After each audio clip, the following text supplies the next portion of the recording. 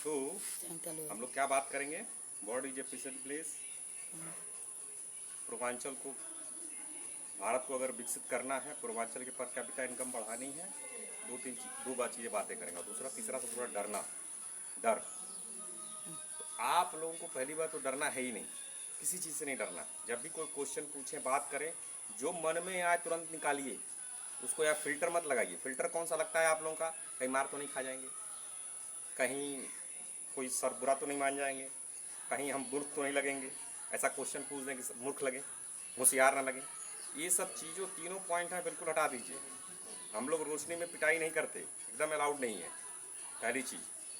दूसरी चीज़, क्वेश्चन पूछना है, कोई जैसे ये नहीं सोचना अरे हम बेवकूफ़ बन जाएंगे, हमारा आंसर गलत हो जाएगा, ये सब कुछ नहीं सोचना है।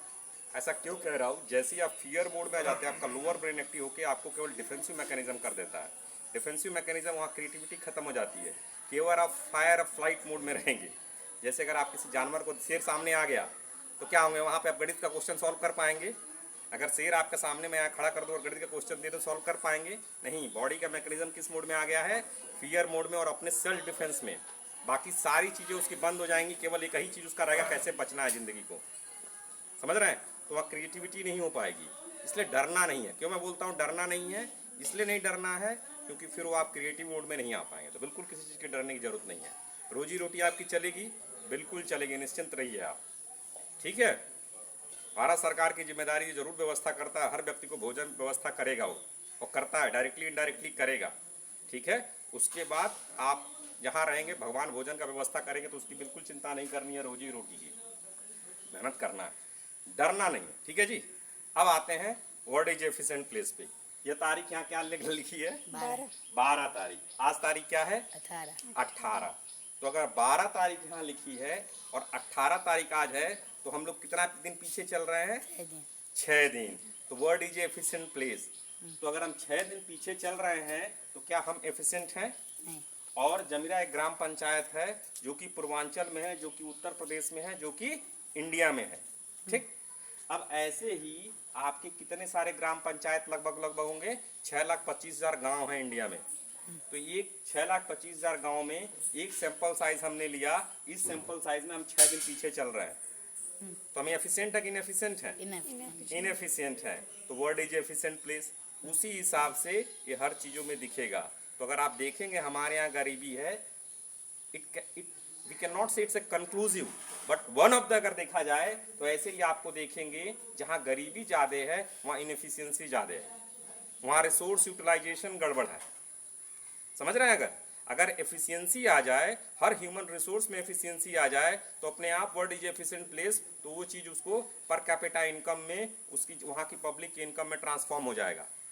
आ रही बात समझ में आप लोगों को? ठीक है? आ रही बात समझ में? तो जैसे अगर हम पूर्वांचल की बात करें तो इसमें 55,000 गांव हैं, और 55,000 गांव में एक जमीरा ग्राम पंचायत है, और जमीरा ग्राम पंचायत में हम लोग इतने दिन पीछे चल रहे हैं, तो वो हर जगह ट्रांसफॉर्म होगा। समझ रहे हैं इस चीज को? एक मैंने आपको एग्जाम्पल देके बताया। अब इससे नहीं डरना है आपको, अरे मेरा डीआईसी था, मेरा ऐसा नहीं। ये आपके मन में, राहु की उम्र कितनी होती है? 90 साल। तो पुराना संस्कार आपको कितने बार 90 साल तक आप पे खड़ा रहेगा, पुराना वाला। ठीक है?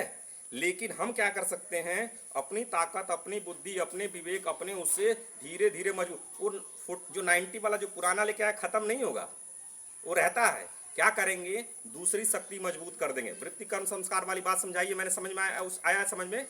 जो आपके पुराने संस्कार हैं, जो हैं, अब धीरे धीरे आपको नए संस्कार करके मजबूत कर देने हैं। अगर ये मजबूत रहेंगे, कौन से नए संस्कार? कौन से? जो अच्छे हैं, जो आपको अपनी तरफ लेके जाते हैं। किसकी तरफ? लक्ष्य की तरफ। अगर वो मजबूत है, तभी जो पुराने संस्कार है जो आपको डगमगाते हैं, उस पर काबू कर पाएंगे। समझ रहे हैं इस बात को? दीदी ये देखा आपने?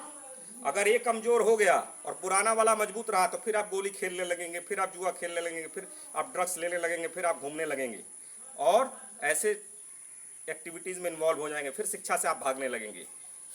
समझ रहे हैं इस चीज को? तो इसको हमेशा मजबूत करते रहना है, और हर जगह 90 साल, 42 साल, 21 साल, 10.5 साल, उसके नीचे तो भाई साहब इमीडिएट आप, जैसे मान लीजिए खून बहने लगा, पट्टी बांध सकते हैं, बिल्कुल बांध सकते हैं। अगर ब्लड क्लॉटिंग है तो ब्लड क्लॉट हो जाएगा, रुक जाएगा।